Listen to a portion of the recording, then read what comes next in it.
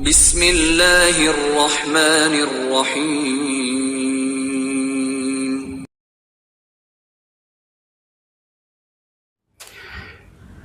Assalamualaikum warahmatullahi wabarakatuh. Bismillahirrahmanirrahim. Alhamdulillahilladzi an'ama 'alaina bi ni'matil iman wal islam wa ja'ala fi qulubina bahjatan wa surura. Asyhadu an la ilaha illallah wahdahu la syarikalah al-malikul haqqul mubin wa asyhadu anna Muhammadan abduhu wa rasuluhu la nabiyya ba'dah.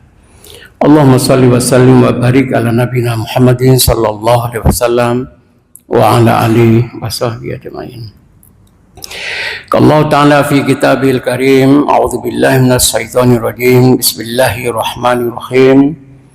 Ya ayyuhalladzina amanu taqullaha haqqa tuqatih wa la tamutunna illa wa antum muslimun. Shadaqallahul azim. Amma ba'd. Hadirin hamba Allah rahimakumullah. Alhamdulillahirabbil alamin. Kita bersyukur kehadirat Allah Subhanahu wa taala atas curang rahmat hidayah dan maunanya kepada kita semua. Terutama pada malam hari ini kita bisa hadir di masjid yang kita cinta ini dalam rangka untuk beribadah kepada Allah, untuk takarub kepada Allah, untuk istighfar dan berdoa kepada Allah. Mudah-mudahan semua amal ibadah kita, amal kebaikan kita, sholat kita, puasa kita, zakat, haji dan umrah kita, sedekah kita, mudah-mudahan diterima oleh Allah Subhanahu wa taala. Amin. Dosa-dosa kita, dosa besar, dosa kecil, dosa yang sengaja maupun tidak, dosa yang nampak maupun yang tersembunyi, dosa yang lalu maupun yang akan datang, mudah-mudahan diampuni oleh Allah Subhanahu wa taala. Doa-doa kita, harapan kita, keinginan kita, cita-cita kita, mudah-mudahan dikabulkan oleh Allah Subhanahu wa taala. Dan jika saatnya nanti Allah memanggil kita dan kita semua pasti menghadap Allah, jika saat itu datang, mudah-mudahan kita semua meninggal dalam keadaan husnul khatimah. Salawat dan salam kita aturkan kepada junjungan kita besar Muhammad sallallahu alaihi wasallam, beserta keluarga, sahabat dan pengikutnya sampai akhir zaman. Hadirin hamba Allah rahimakumullah. Ini lagi viral di medsos seorang anak muda, Ketua Badan Eksekutif Mahasiswa UGM, yang dengan lantang mengkritik pemerintahan, terutama Presiden Prabowo, dan mengajak untuk berdebat, diskusi terbuka. Bapak Ibu, saya tidak ingin memasuki pro kontra tentang itu, tapi saya ingin menyampaikan bagaimana sikap Rasulullah terhadap para pemuda dan bagaimana pemuda itu membangun peradaban. Bapak Ibu, Rasulullah Sallallahu Alaihi Wasallam itu sangat menghargai pemuda, sangat mendengarkan pikiran-pikirannya. Pada saat perang Uhud, begitu Rasulullah mendengar bahwa kaum kafir Quraisy akan menyerang Madinah dengan 3.000 pasukan, maka Rasulullah mengundang sahabat-sahabat dan para pemuda di Madinah untuk berdiskusi menghadapi serangan kaum kafir Quraisy ini. Rasulullah menginginkan pertahanan kota. Jadi begitu mereka datang, kita serang secara tiba-tiba. Tetapi para pemuda itu menginginkan pertahanan luar, seperti perang Badar. Jangan pertahanan kota, Kalau pertahanan kota itu sangat membahayakan perempuan, orang tua, dan anak-anak. Nah, Bapak Ibu sekalian, apa yang terjadi? 3 hari 3 malam Rasulullah itu berdiskusi dengan para pemuda, saling mempertahankan pendapatnya masing-masing. 3 hari 3 malam, tidak ada yang mau ngalah. Akhirnya hari yang ketiga Rasulullah lah yang ngalah. Okelah, saya mengikuti pendapat kalian. Kita bertahan di luar kota. Itulah terjadi perang Uhud itu. Betapa Rasulullah menghargai pendapat dan pikiran anak muda. Bapak sekalian, kemudian pada saat menjelang wafatnya Rasulullah itu, Rasulullah mengirim 3.000 pasukan untuk menyerang Romawi. Siapa yang dipilih oleh Rasulullah menjadi komandan pasukan sejumlah 3.000 itu adalah Usamah bin Zaid, masih berumur 19 tahun, memimpin Abu Bakar, Umar, Abu Ubaidah, dan sahabat-sahabat utama. Dipimpin oleh seorang anak muda yang umur 19 tahun, perang menyerang Romawi. Nah, Bapak Ibu sekalian, demikian juga pada saat perang Badar, Rasulullah mempercayakan Ali bin Abi Thalib yang masih berumur 20 tahun untuk melawan Panglima Quraisy Utbah bin Walid, perang duel berduaan berhadap-hadapan, dipercayakan kepada Ali bin Abi Thalib, anak muda. Yang keempat, Mus'ab bin Umar, masih muda, juga sekitar umur 20-an, diminta oleh Rasulullah menjadi dai pertama menyebarkan Islam di kota Madinah sebelum Rasulullah SAW hijrah. Jadi mempercayakan kepada anak muda sebagai mubalik pertama yang menyebarkan Islam di luar kota Makkah. Betapa Rasulullah itu mempercayai tentang kemampuan anak-anak muda. Bapak Ibu sekalian, anak muda juga lah yang membangun peradaban. Pada saat Daulah Umayyah itu runtuh karena dikalahkan oleh Daulah Abbasiyah, salah seorang keluarga Abdurrahman bin Muawiyah itu berhasil lolos melarikan diri dari kejaran orang-orang Abbasiyah, dan dia bisa mendirikan Daulah Umayyah II di Andalusia yang menjadi pusat peradaban Islam di Eropa. Itu adalah dibangun oleh Abdurrahman Ad-Dakhil. Berapa umurnya? 21 tahun. Anak muda.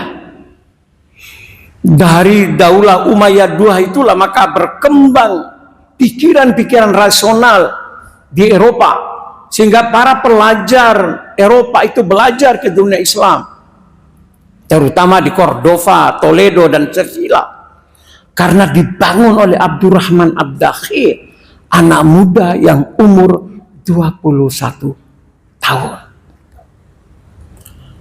Bapak-Ibu sekalian, kemudian yang paling fenomenal membangun peradaban Islam itu adalah Muhammad Al-Fatih yang menaklukkan kota Konstantinopel. 1000 tahun kota itu nggak bisa ditaklukkan. Tapi oleh Muhammad Al-Fatih pada tahun 1453 masih juga berumur 21 tahun, memimpin pasukan bisa menaklukkan kota Konstantinopel sehingga dirubah menjadi Istanbul, kota Islam. Nah, jadi anak muda itu itu memiliki potensi yang luar biasa. Karena itu orang tua itu tidak perlu takut dengan anak muda, dengan pikiran-pikiran anak muda. Karena memang mereka itu tulus dan berani mengambil resiko. Itulah anak muda. Nah, Bapak Ibu hadirin hamba Allah rahimakumullah. Tapi pertanyaannya adalah apakah semua pemuda bisa seperti itu? Maka ada kompetensi yang harus dimiliki oleh pemuda jika ingin membangun peradaban dan menjadi pemuda yang unggul. Yang pertama adalah pemuda, dan tentu saja kita semua harus memiliki akidah dan iman yang kuat. Harus memiliki iman yang kuat, yang kokoh, yang sholat, yang puasa, yang dekat dengan Allah, dan yang berpikir tentang hari akhir. Harus memiliki akidah dan iman yang kuat.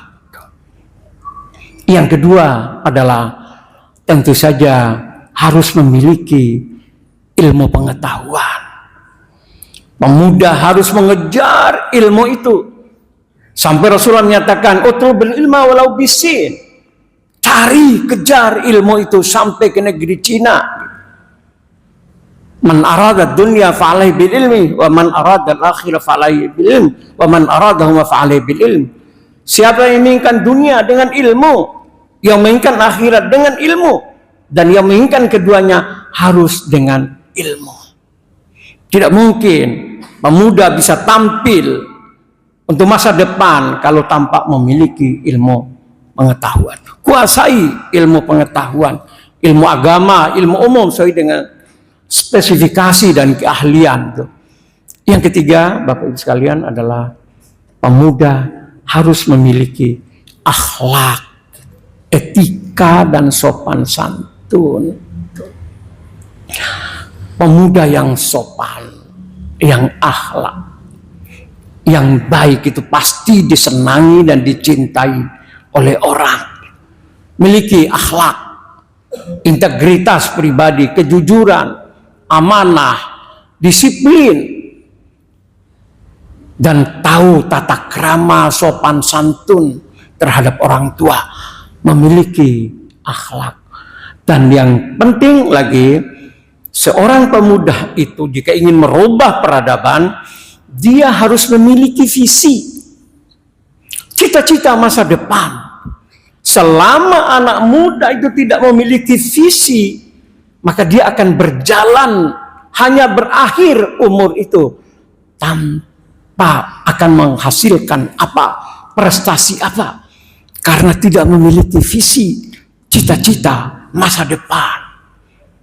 Jadi seorang anak muda itu harus di dalam dirinya, saya harus menjadi ini, saya harus menjadi ini, menguasai ini, ahli dalam bidang ini.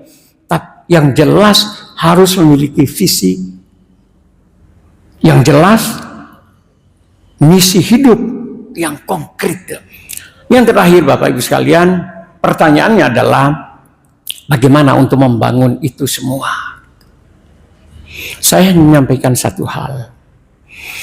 Semua itu berpangkal dan harus berawal dari rumah tangga. Dari bapak dan ibunya. Bapak dan ibu yang pertama harus memberikan keteladanan kepada anak-anaknya. Contoh yang baik terhadap anak-anaknya. Yang kedua, bapak dan ibu rumah tangga harus rukun, harmonis, sakinah, mawaddah, warahmah.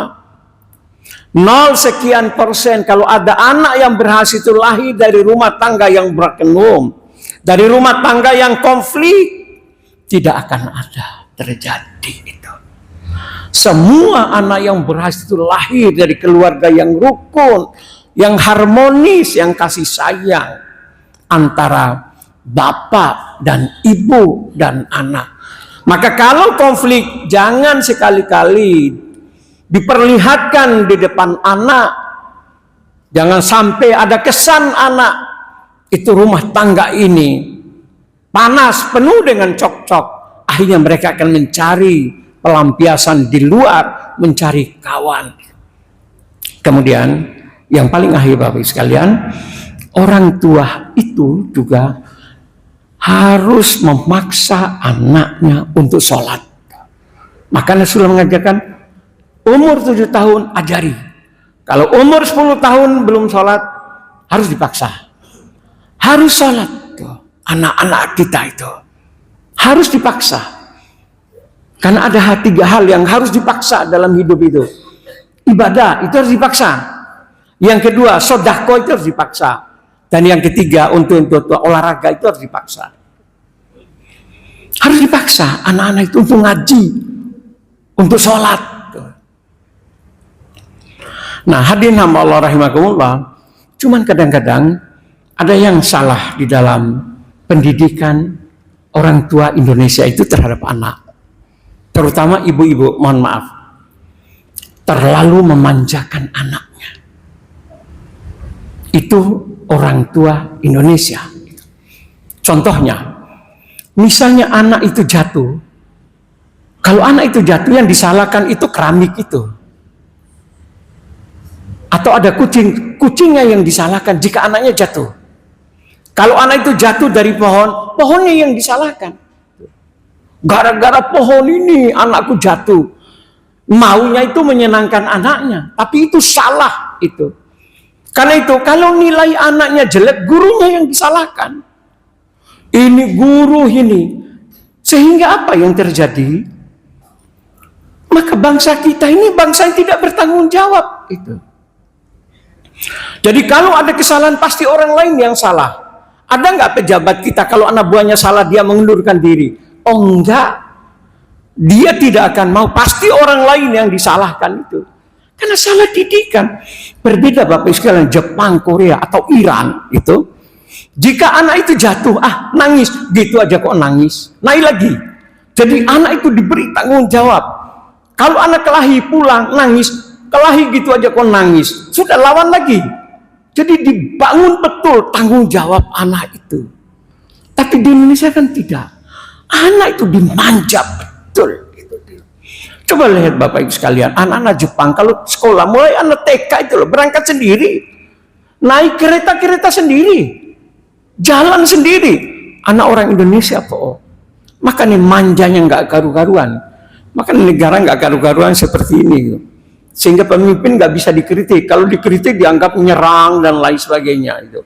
Karena tidak dibina untuk bertanggung jawab terhadap apa yang dilakukan.